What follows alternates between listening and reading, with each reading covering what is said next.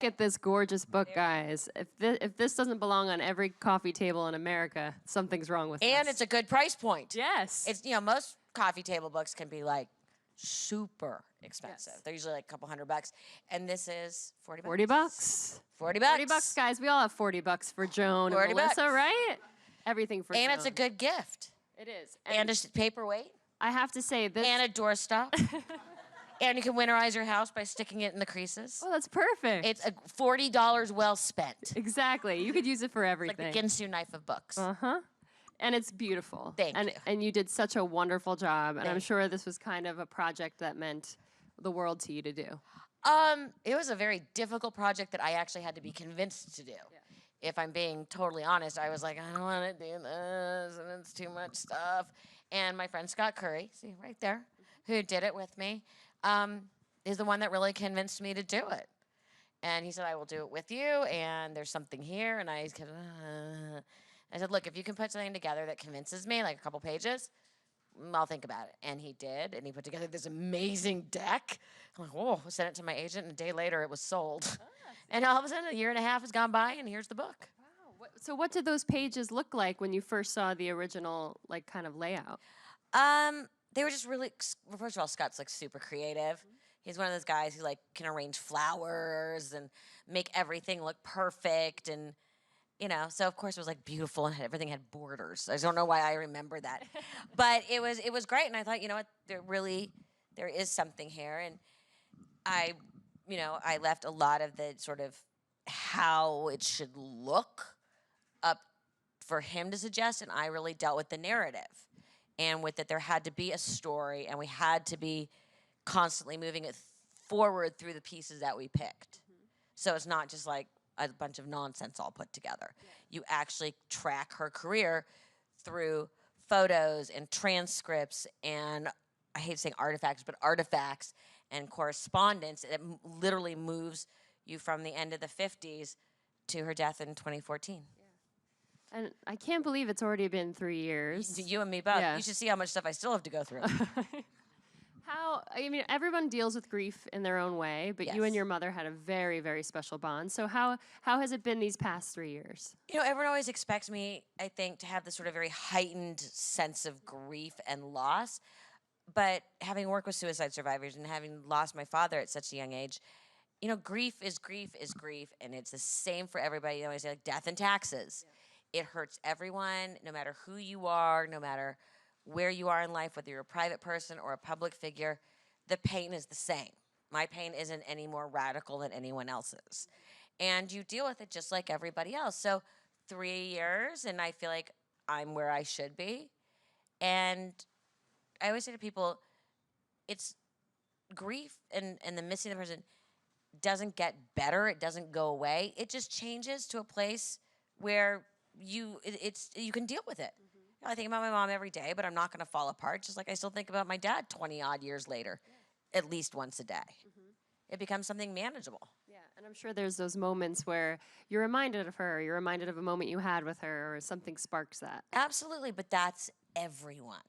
That's everyone who's ever lost anybody.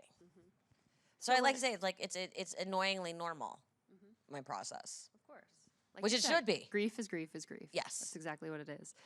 But you kind of went home or to Joan's home, and there were just stuff. There was stuff everywhere. Well, stuff you had to kind of go through, and that makes it even more of a difficult process. Well, absolutely. Anyone having to clean out their parents. When I lost my mom, I discovered something very different about when I lost my dad. When you lose your first parent, it feels like a comma. When you lose your second parent, it feels like a period. And it's it feels much more final, because that's when when you lose the first parent, you've got the other parent who's still sort of going through stuff and having all your other parents' belongings and things like that. So going through this, I was on my own, and my parents were meticulous record keepers, which is a nice way of saying perhaps they hoarded a little. But you remember, most of this was all pre-digital. So it's how a lot of our parents kept records. Everything was paper, everything was a Xerox, everything was a copy of something. So they had these extensive files of every routine, every joke, every transcript. And it really became a professional necessity as my mother never wanted to be repetitive. Yeah. So you needed the files to look back on. What did I talk about on this show? What jokes worked? What didn't work? It's amazing, though, that you got to go through that and kind of read her notes and see photos or just see ideas that she had about jokes that maybe she never even performed. Correct. I mean, that was really cool to see. Everyone keeps asking me if I discovered anything that I didn't know about. It's like, no, this was my parents' shit. Like, this was their crap. I found, for all the good we found, I found a lot of ridiculous things, too. Like, why in God's name do we have this, you know? A receipt from something, you know, nonsensical, you know? Maybe it was a good dinner she had or something. Maybe, or who knows, you know? And unfortunately, we all have that task one day. Yeah.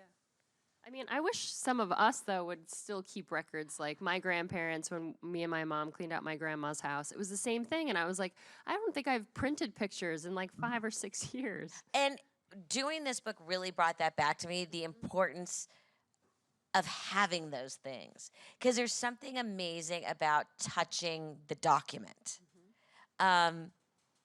Which was really special for a lot of, especially the stuff that had my mom's writing on it.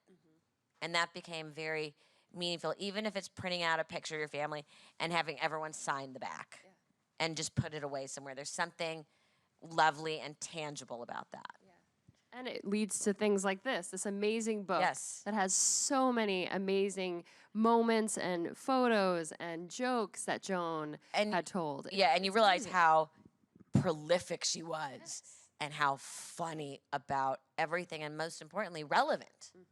It's very much a history of pop culture from the late 50s through 2014, because my mother always talked about what was incredibly current. Yeah. I know. Speaking of current, what do you think Joan would say in the days we're living in now? I wish I could hear what Joan Rivers would say. Well, I think she would be absolutely thrilled about the scope of the material at her fingertips. I think is the only sort of politically correct way to say that. Is like, whoa, there's a lot to talk about in every sector of life. So, yeah, I think it, you know, for comedians right now, it's a little bit like fish in a barrel. Yeah. It's like, it's Christmas every day.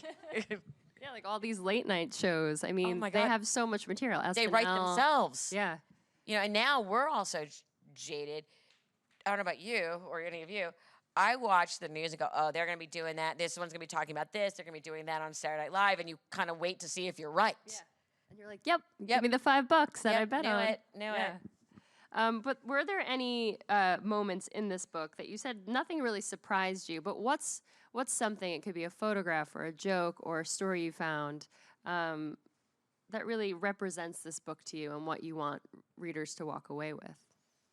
I think some of the Carson monologues, the very first one that we have in there, the one where my mother was on Carson, I think like 2 weeks after or 3 weeks after I was born, that transcript's in there with her handwriting on the top saying, first shot back after M born.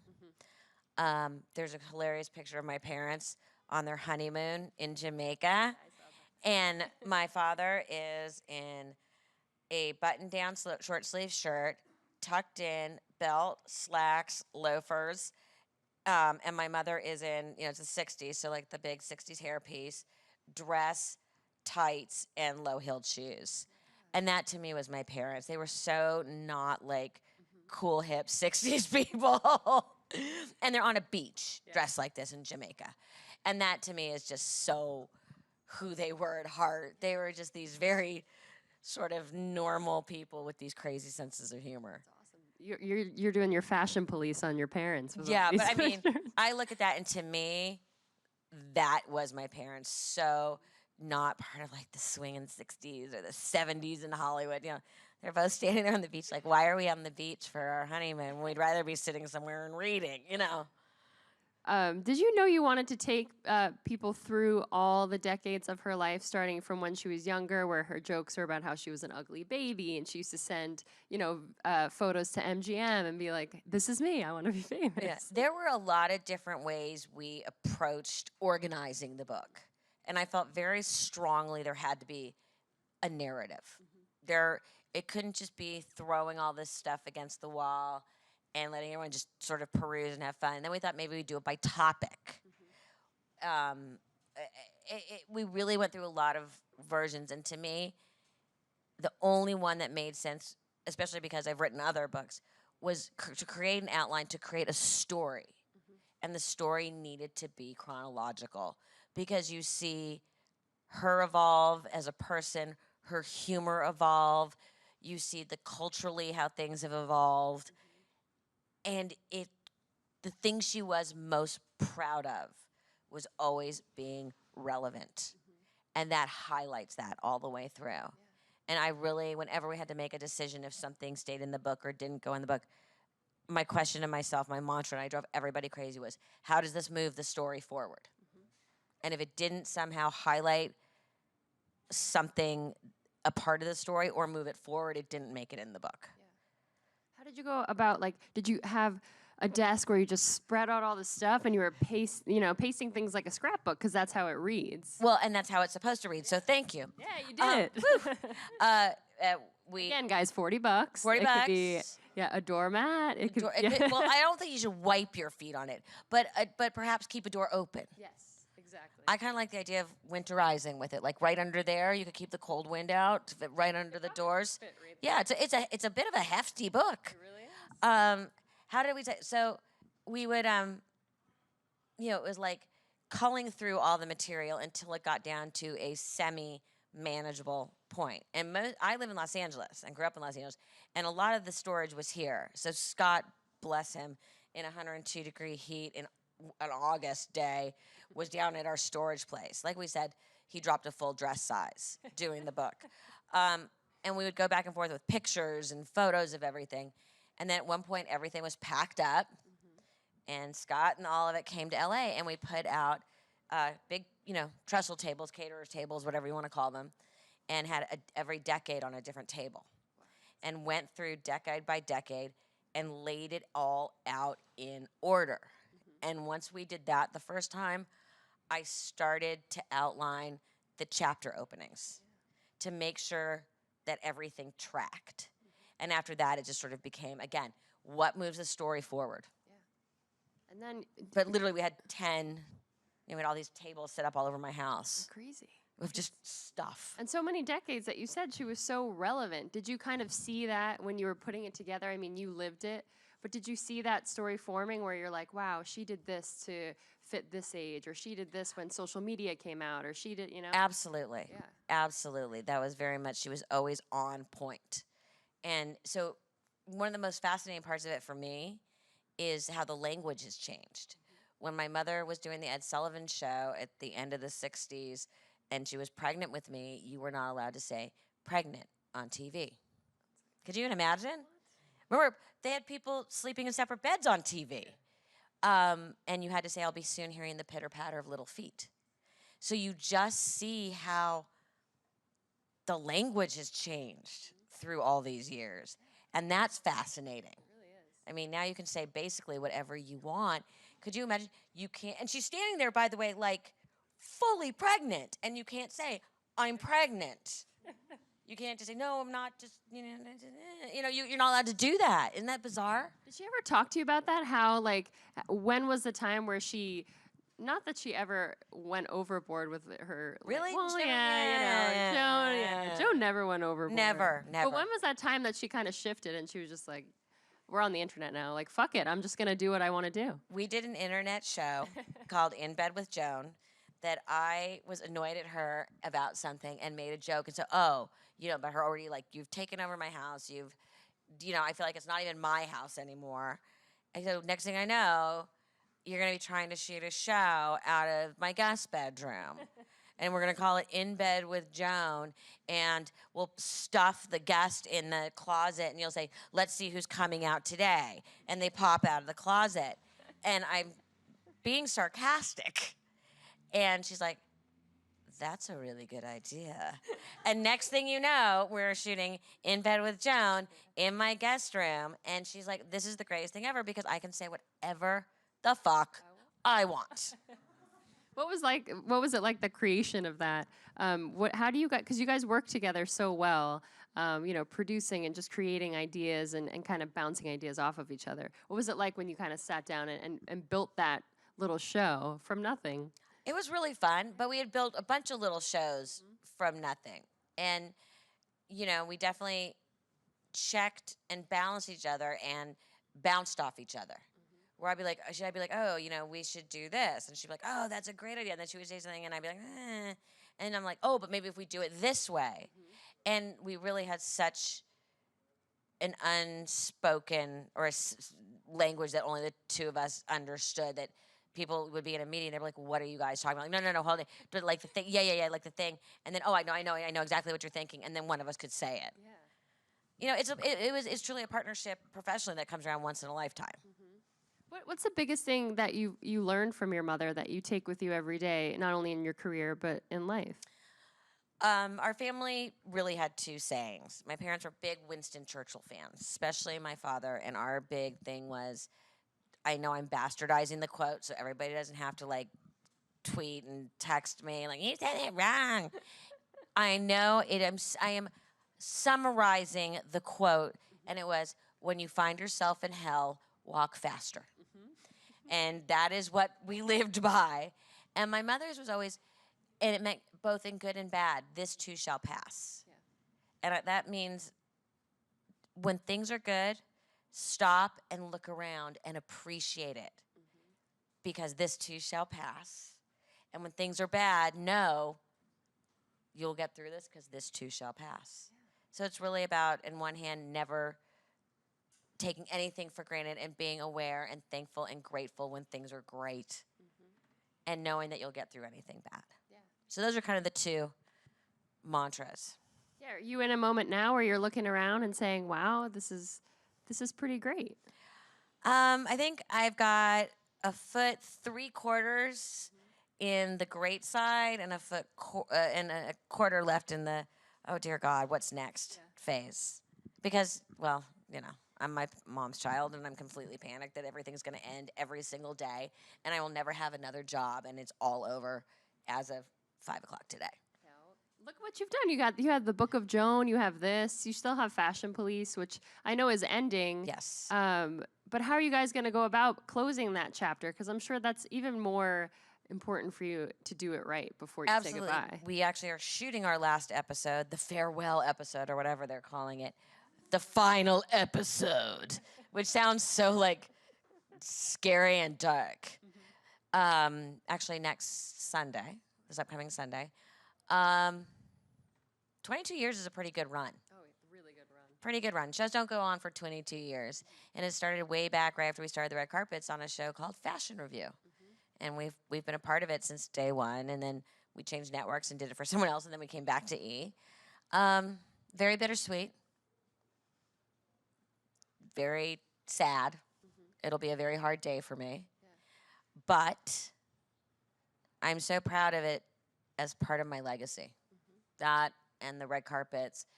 And it's been part of my mom's legacy and my mom's life and my legacy, and not that I'm dead, and my life.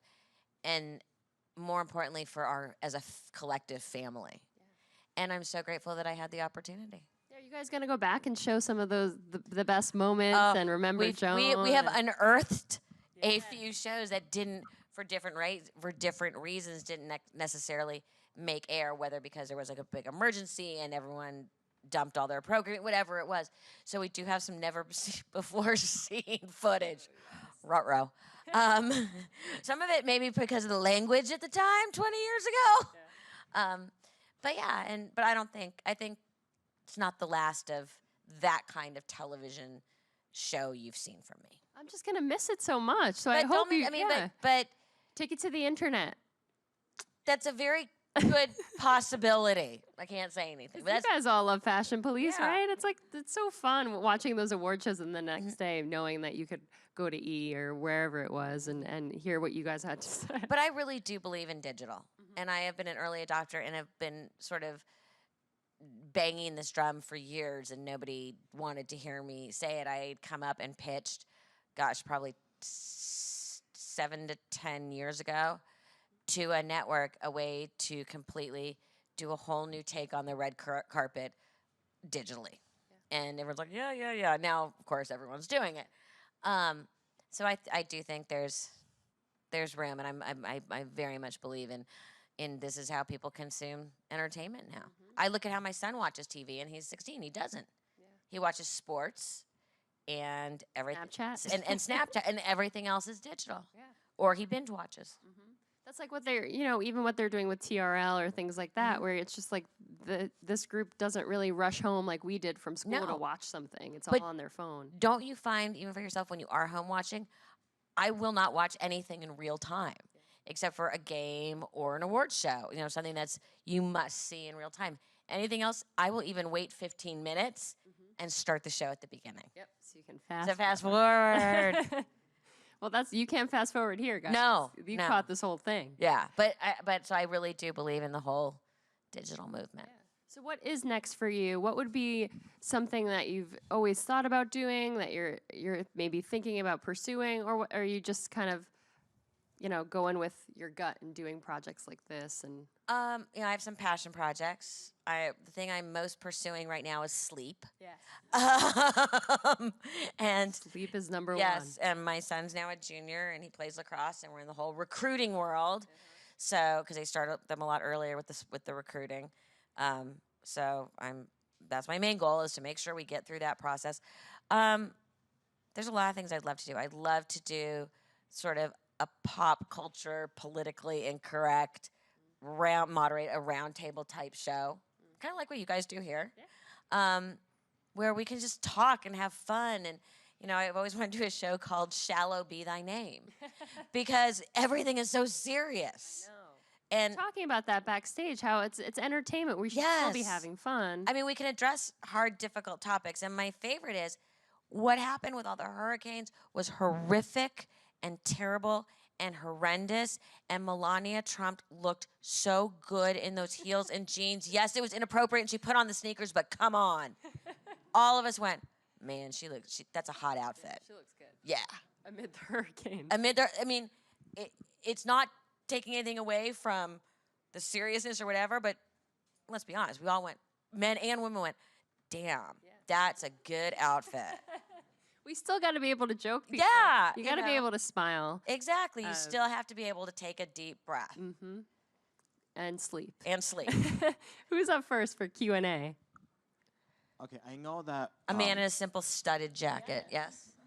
Your mother did call me fabulous once. Well, I was going to say, the face you just made, you're But I know that your mom once said that after your dad died, it was hard to connect with you, and she lost you, kind of. And she said that she used comedy to connect with you again. And I was wondering if it was the same for you and Cooper. Very funny. I know where that came from, because my mom always used to joke and call him Copper. Do I use that to connect with Cooper? Yeah, if that was... Well, Cooper also is 16, so nothing I can do is... It's funny. It's funny. My simple just existing is tolerated. He's very much a teenager, but I do catch him laughing. So, but he has great humor, and we do laugh at the same things, and we both get very, very silly, but just not in front of his friends. Mom, don't post that. It's a lot of that. When your mom passed away, her comedy is what got me through it, because it was hard for me. So what was so amazing to me was how many people it didn't just affect, like, oh, I loved her and I miss her, that people, it really profoundly saddened them.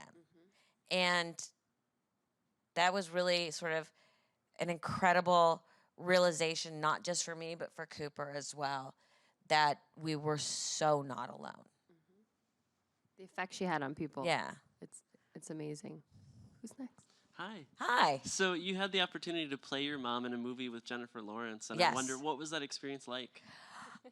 First of all, when they called, I thought they were just asking for permission for someone to represent my mom in the movie, and they're like, David O. Russell wants to meet with you. I'm like, funny, right? David Russell's gonna take the time to meet with me, sure. It's not April. And then I went and I met with him, and we talked about my mom, and we talked about QVC, and we talked about all these things, and I was like, cool. I'm like, look, anything you need, any information I can give you, anything you want. He's like, yeah, great.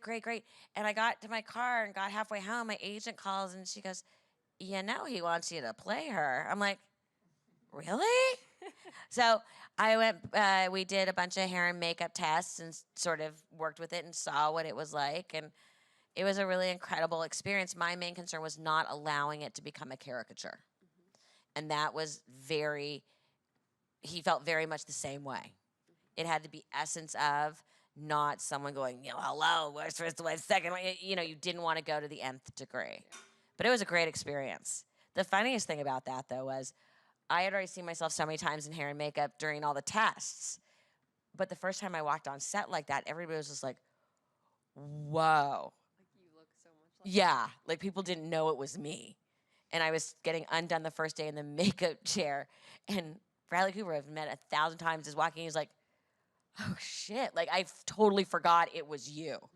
So hey, you did your job then. I did my job. That's such a cool Or experience. hair and to makeup have. did their job, that's for sure. Just like with my mom, hair and makeup was everything. Yep. Okay, last question. Here I remember your mom is a very warm person. She put a best dressed sticker on me during the fashion police at Lincoln Center. Oh, very nice. And I wanted to ask, when you grew up and you were small, was she strict with you? How was she raising you? Was she having plan for you already then? Or? My parents wanted both of them. They were both raised very traditionally.